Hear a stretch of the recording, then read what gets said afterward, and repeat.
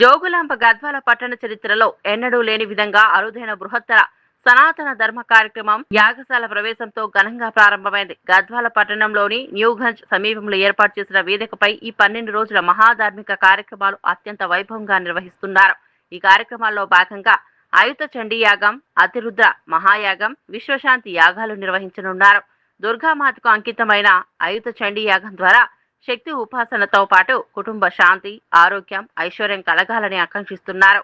సమస్త లోకహితం కోసం నిర్వహించే విశ్వశాంతి యాగం ద్వారా ప్రపంచ శాంతి, ప్రకృతి సమతుల్యత, ప్రజల సంక్షేమం కోసం ప్రార్థనలు చేస్తున్నారు.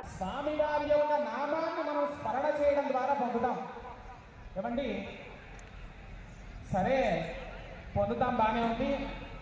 ఈ రోజున మరి అన్ని తీర్థాలలో నేను స్నానం చేసినటువంటి ఫలితాన్ని నాకైతే స్వామివారు వేశారన్నారు కదా, మరి నాకు కనబడట్లేదు ఏమిటి అంటే, ఇక్కడ మాట్లాడుకుంటున్నప్పుడు దృష్టి